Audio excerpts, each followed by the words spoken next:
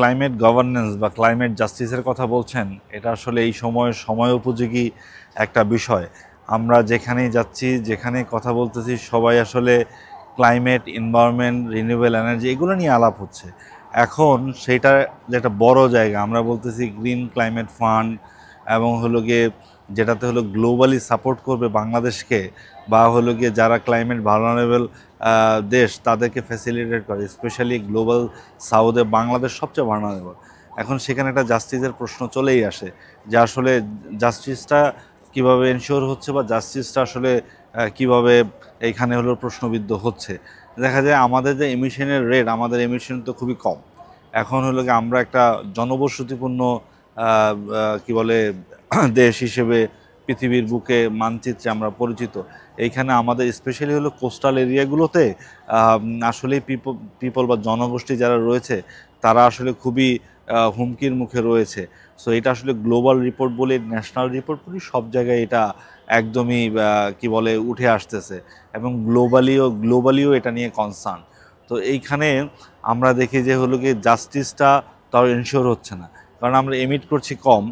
আমরা হলো গিয়ে কি বলে অ্যাডাপ্টেশনের জায়গা থেকে গভর্নমেন্ট অনেক ধরনের কাজ করতেছে, আবার হলো গিয়ে মিটিগেশন নিয়ে কথা হচ্ছে, কিন্তু এই এই জাস্টিসটা আসলে এনশিওর হবে না।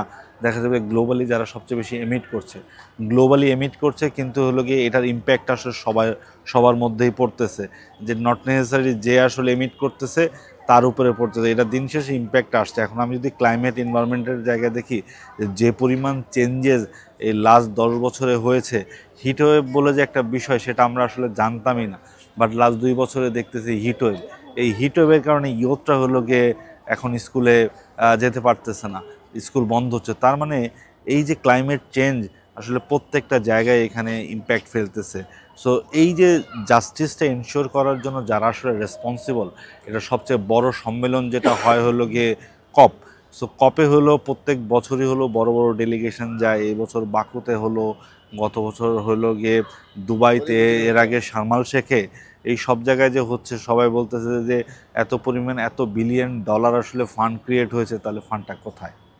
আমরা যখন দেখি যে হলো গিয়ে কাগজে কলমে অনেক কিছু আছে, সেই প্যারিস এগ্রিমেন্টকে ধরে এখন যে আলোচনা চলছে সেই জায়গায় আমরা আসলে মিট করতে পারতেছি না। যারা আসলে মিট করছে তারা তারা দেখে যে নেগোসিয়েশনে এসে তাদেরকে পরবর্তীতে আর পাওয়া যাচ্ছে না। যখন পাওয়া যাচ্ছে না তখন কিন্তু আসলে এই ফান্ডটা কোত্থেকে আসবে, কিভাবে আসবে, সেটাও আর হলো গিয়ে এটার কোনো আলোর মুখ দেখছে না। তার মানে এই যে 50,000 থেকে 1 লক্ষ লোক গ্লোবালি যাচ্ছে কি বলে এক একটা দেশে কনফারেন্স করে আসলে আউটকামটা কি? এখন আউটকামটা আমার জায়গা থেকে আমি আসলে আউটকামটা ওইভাবে দেখি না, এবং সেটার সাথে অ্যালাইনমেন্ট করে যে হলো বাংলাদেশের স্পেসিফিক পলিসি নিবে, সেইখানেও অনেক ধরনের গ্যাপ রয়েছে।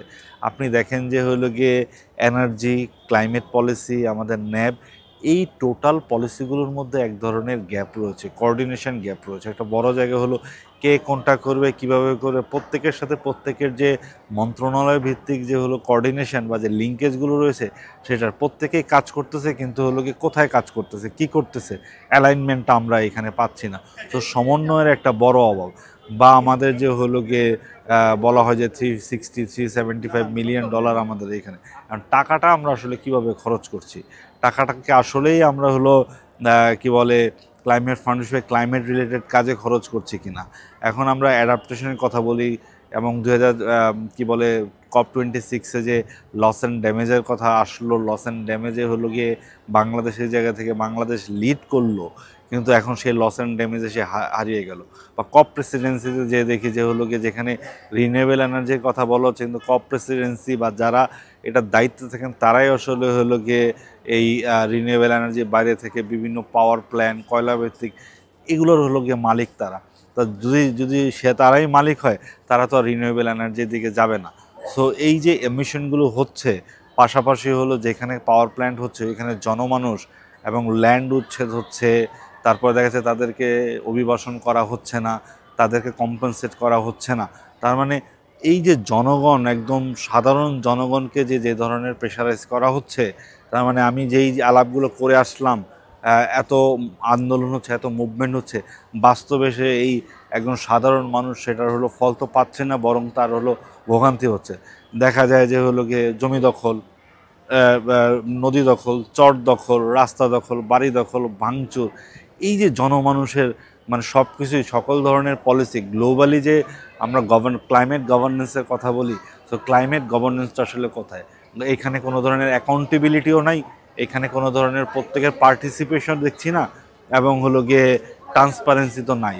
সো এই জিনিসগুলো তো আসলে ওপেন, প্রত্যেকের কাছে পলিসি ওপেন থাকবে, কি হচ্ছে, গভর্নমেন্ট কি করছে, জনগণের কি কাজ, পলিসি মেকাররা গ্লোবালি কি ধরনের কমিটমেন্ট আছে, সেগুলোর যে ট্রান্সপারেন্সি, সেই ট্রান্সপারেন্সিটার এখানে সে হারিয়ে যাচ্ছে। সো এই গ্লোবাল ক্লাইমেট গভর্নেন্সের জায়গায় আমরা আসলে বলতে পারি পুরোটাই ব্যর্থ। এবং এই যে লাস্ট যে হলো কি কপ বাকুতে হলো, এত লোকজন গেল, তার মানে হলো কি আলটিমেটলি সেই ক্লাইমেট ফান্ডটা কোত্থেকে আসতেছে? ফান্ড তো আলটিমেটলি চোখে দেখা যাচ্ছে না। সো এই ফান্ড যদি চোখে না দেখা যায়, তাহলে আমাদের মতো হলো গিয়ে এই ডেভেলপিং নেশন কিভাবে তাহলে কাজ করবে? এই গ্লোবাল সাউথ কি সবসময় গ্লোবাল সাউথই থেকে যাবে? এটা কি হলো গিয়ে নিউ ডাইমেনশন অফ কলোনিয়ালিজম, যে নিউ নিউ ফর্ম, যেই ফর্মের মধ্যে হলো আমরা অলওয়েজ এই শুধু হলো গিয়ে কমিটমেন্টের মধ্যেই থাকবো, কিন্তু এটার বাস্তবিক রূপ আমরা আসলে দেখছি না। এখন এইখানে আমি দেখি যে প্রতি বছর অনেক ইয়থরা যাচ্ছে, এখানে ইয়থরা ক্লাইমেট গভর্নেন্স নিয়ে কাজ করছে। সো ইয়থরা কীভাবে এই ফান্ড মোবিলাইজ করতে পারে, ইয়থরা কীভাবে এই ফান্ডগুলো দিয়ে ছোট ছোট ইনিশিয়েটিভ নিতে পারে, ক্লাইমেট ফ্রেন্ডলি ইনিশিয়েটিভ, তাদেরকে হলো গিয়ে অ্যাডভোকেসির জায়গায় কতটুকু স্পেস দেওয়া হচ্ছে। সো এই পুরো জায়গাটা দেখা যাচ্ছে যে একটা চেক অ্যান্ড ব্যালেন্স, কোঅর্ডিনেশন এবং হলো পলিসি গ্যাপ রয়েছে, যেখানে বলা যায় যে ক্লাইমেট গভর্নেন্স পুরোপুরি ফেলিয়ার। সো নেক্সট পরবর্তী কপ আমরা জানি যে এটা হচ্ছে হলো ব্রাজিলে, এবং সবার এখন এক্সপেকটেশন যে হয়তো ব্রাজিল থেকে আমরা কোনো কিছু একটা নিয়ে আসতে পারবো।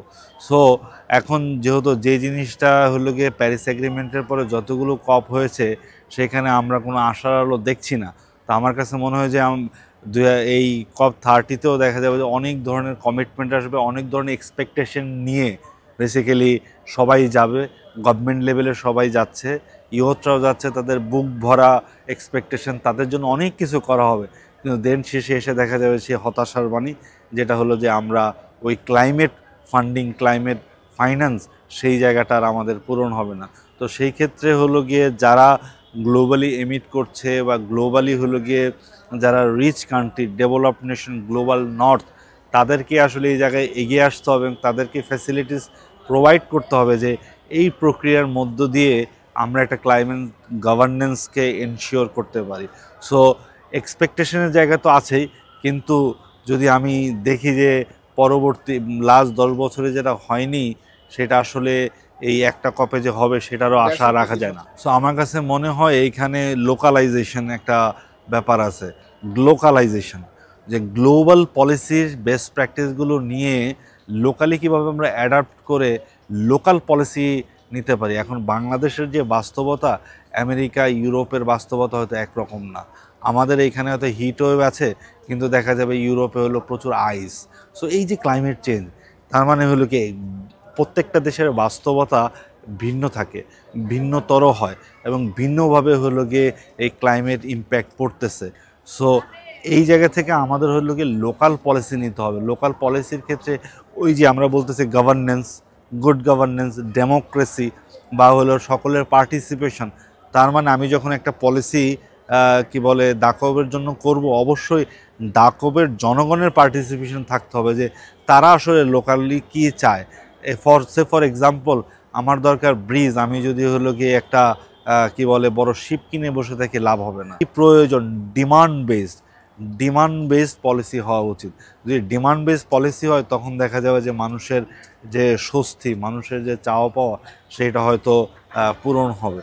তার মানে হলো গিয়ে লোকালাইজেশন করা, লোকাল অ্যাডাপ্টেশন, এবং লোকালি যে জনগণ আছে তাদেরকে হলো ফ্যাসিলিটেশনের জায়গায় তাদের মতামতের ভিত্তিতে আসলে পলিসি করা। এখন একটা ধরনের পলিসিতে দেখা যায় যে কিছু কনসালটেশন হচ্ছে, কিছু এফজিডি হচ্ছে, কিছু কেআই হচ্ছে, যারা কিনা হলো এসি রুমে বসে এগুলো দিচ্ছেন। এসি রুমে বসে আসলে ক্লাইমেট নিয়ে পলিসি করে লাভ নেই।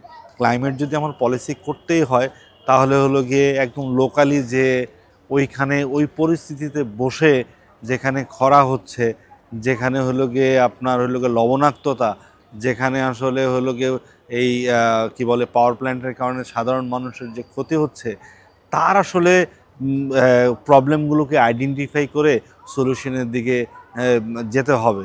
এইখানে হলো তাদেরকে প্রায়োরিটাইজ করে পলিসিতে হইতে হবে, তার মানে পার্টিসিপেশন।